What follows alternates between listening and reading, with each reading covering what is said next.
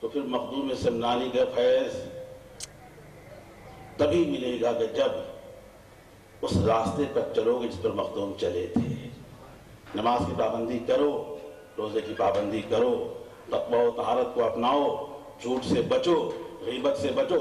الغرض یہ کہ نقائص سے بچو گے تو پھر جا کر فضائل پیدا ہوں گے۔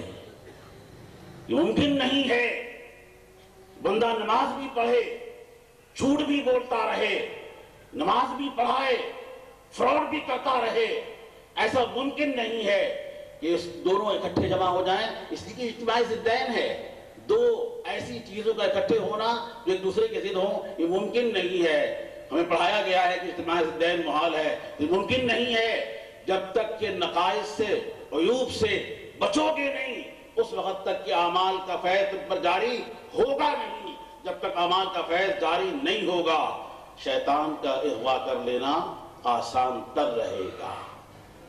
اب ایک بات میں عرض کرتا ہوں، کیونکہ بات میں شروع یہیں سے کی تھی کہ وہ جو فرقہ، وہ جو طبقہ پیدا ہوا غامدیت ٹائپ کا، تو اس نے یہ تاثر دینا شروع کیا کہ یہ جو صوفیہ توحید بیان کرتے ہیں یہ قرآن و حدیث سے متصادم ہے، یہ قرآن و حدیث کے خلاف ہے، یہ قرآن کے متوازی ہے۔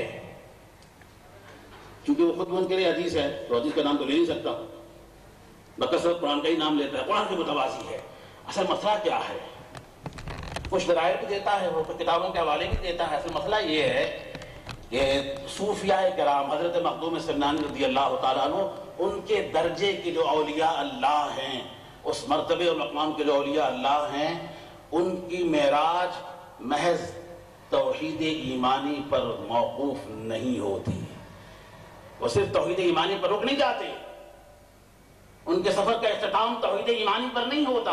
جیسے میں نے عرض کیا، حضرت مخدوم فرماتے ہیں کہ توحید ایمانی میں تو ہر صوفی، ہر اللہ کا بندہ، ہر ولی عام مسلمانوں کے ساتھ شریک ہے، توحید ایمانی اسے حاصل ہے، لیکن وہ عام مسلمانوں سے جدا کب ہوتا ہے، ممتاز کب ہوتا ہے؟ اس وقت جدا ہوتا ہے جب وہ ترقی کر کر توحید ایمانی سے توحید علمی میں چلا جائے۔ یہ پہلا زینہ ہے۔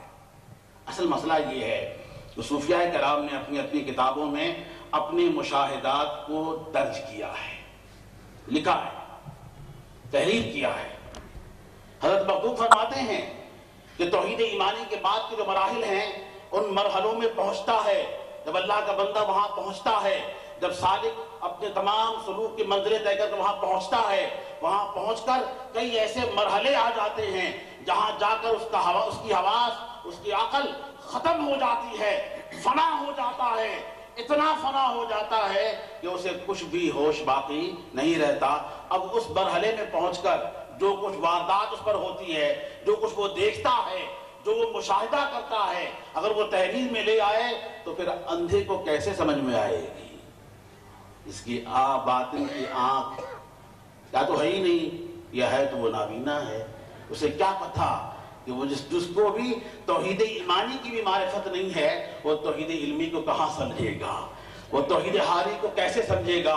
تو اصل بات یہ ہے کہ جب وہ اس طرح کی گمراہ لوگ ہمارے بزرگان دین کے، صوفیاء کرام کے، اکابرین کی کتابوں کے حوالے سے توحید کے مسئلے پر اس طرح کی باتیں کریں جو شکوک میں ڈالنے والی ہو، تو یاد رکھنا وہ باتیں وہ ہیں کہ جو صوفیاء کرام نے کبھی اس کی تبلیغ نہیں کی ہے، کبھی یہ نہیں کہا تم اس کے پابند ہو جاؤ۔